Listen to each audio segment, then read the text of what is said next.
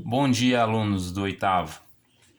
Iniciando então a nossa nona aula, tá, do PET complementar de matemática. Esse é complementar, não se encontra ele no PET, tá?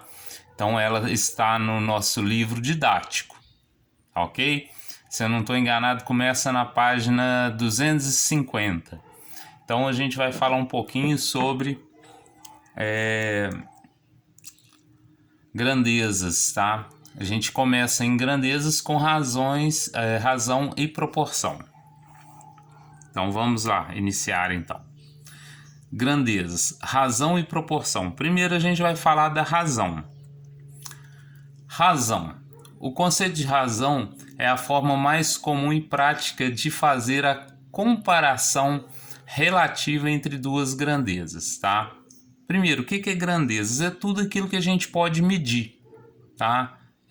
Tempo, distância, peso, massa, tá? Tudo, temperatura, tudo que você imaginar que a gente possa medir são grandezas, tá?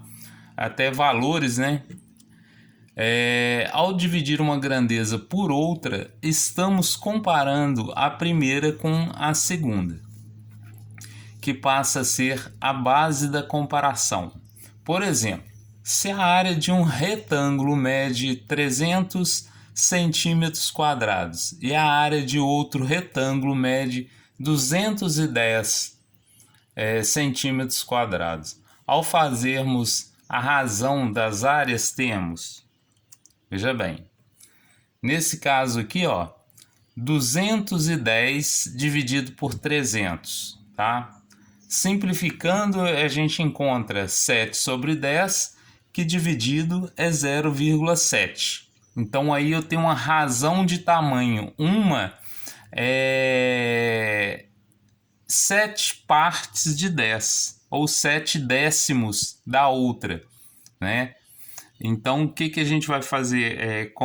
Vamos ver aqui um exemplo aqui, ó, como que a gente vai fazer, tá? Como vamos desenvolver ou armar, né, uma razão? Na informação inicial de uma razão, se falar qual a razão entre A e B, temos então A dividido por B. Veja, entre A e B, estou falando de A dividido por B. Toda vez que estiver na sequência, eu vou me preocupar com essa sequência aqui, ó. O A está na frente, então ele está em cima, e o B está depois, tá? Então, como que a gente vai ler isso aqui, ó? A razão de A para B, tá? Ou a razão de A está para B, ok? Então é assim que a gente lê essa informação. Então, quando eu trato de razão, eu tenho que prestar muita atenção nessa situação aqui. O que vem primeiro aqui, quem que vem segundo aqui. No exercício anterior, no exercício não, né? Na informação anterior, ela foi montada sem preocupar com nada, só como exemplo, tá? Porque o certo seria 300 por 210. Mas como estava lá no exemplo assim, eu usei esse exemplo aqui também, tá? Então, o certo seria aqui 300 sobre 210, porque esse está primeiro e esse está segundo. Então, esse exemplo aqui não considera muito, é só para a gente ter uma ideia, tá? Então, vamos lá. Exemplo. Em um jogo de basquete, um jogador fez 23 de 92 pontos marcados. Então, na partida, o time fez 92 e ele fez 23. Qual a razão entre a quantidade de pontos que ele fez e o total de pontos da partida? Veja aqui, ó, 23 por 92. Então, quem que vai vir em cima, né? Que está perguntando aqui, ó. Quantidade de pontos que ele fez, os 23 pelo total da partida, 92, tá? Então, é 23 sobre 92. Então, ó, 23 sobre 92, que é o mesmo que o quê? Se eu dividir, né? Se eu simplificar, daria o quê? 1/4, ok? Encontrando 1/4, o que acontece, tá? Então, qual que é o significado disso? O que é a razão desse jogo? Ó, no exemplo dado, podemos concluir que 1/4 se refere que de cada 4 pontos que o time fez, tá? Um foi feito pelo jogador. Então, aquele jogador, de cada 4 pontos que foi feito, ele fez um. Então, isso me dá também ideia de quê? De fração. De porcentagem, tá? Vou comentar também, mas é que quando eu falo em razão, automaticamente eu vou pensar em uma fração. Isso é básico, tá? Então veja bem, se ele acerta 1 de 4, é o mesmo que 1 dividido por 4, que é igual a 0,25, que vezes 100 vai ser igual a uma porcentagem de 25%. Ou seja, 25% dos pontos feitos nessa partida, 25% foram feitos pelo determinado jogador, tá? Então, por isso que eu falei que sempre a gente fala de razão, a gente lembra de fração. Agora a gente vai ver o que é a proporção, tá? A proporção é a igualdade entre duas razões, tá? Então, se razão são frações, então a proporção vai ser uma igualdade entre duas o quê? Frações, tá? Beleza, então a gente vai ver aqui. Seguindo a propriedade fundamental das proporções, temos qual que é a propriedade fundamental? É que o produto dos meios é igual ao produto dos extremos, tá? Se o produto dos meios é igual ao produto dos extremos, a gente vai ver aqui agora essa situação. Produto dos meios é igual ao produto dos extremos. O que é isso? É uma regrinha de 3, né? Ó. Se eu pego o de cima, eu multiplico com o de baixo. Tá aqui, ó, A vezes D. O de baixo com o de cima do outro lado. Então, B vezes C. Tá? Se essa conta aqui for verdade, se essa igualdade aqui for verdade, tá? Esse valor vai ser igual a esse. Vamos ver aqui com valores, com números, né? Numéricos. Então, olha só. 23 sobre 12 é igual a 1/4. Usei o exemplo do exercício anterior. Eu quero saber se essa proporção aqui vai ser verdade. Como que eu vou fazer isso? Eu vou multiplicar 23 vezes 4 e 92 vezes 1. Quando eu fizer o resultado, 23 vezes 4, 93. 93 vezes 1 é igual a 93. Se essa igualdade é verdade, então é uma proporção, tá? Então é isso aí sobre proporção.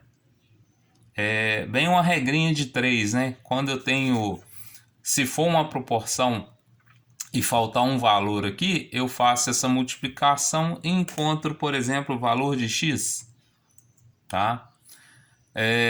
Algumas razões especiais, tá? Existem razões especiais muito utilizadas em nosso cotidiano, entre as quais temos, tá, velocidade média, escala, densidade demográfica e densidade de um corpo, né? Então vamos falar um pouquinho sobre velocidade média. O que significa a velocidade média de um veículo durante uma corrida? Tá? Foi de 164 km por hora. Então, o que significa isso para mim? Falar que nessa corrida o carro teve uma velocidade média de 164 km por hora. Não é que durante toda a corrida lá o velocímetro só marcava 164 km, não. O que acontece? Nesse caso, a velocidade média é a velocidade do percurso que você fez no percurso. Eu vou fazer um exemplo daqui a pouco e vou demonstrar por quê.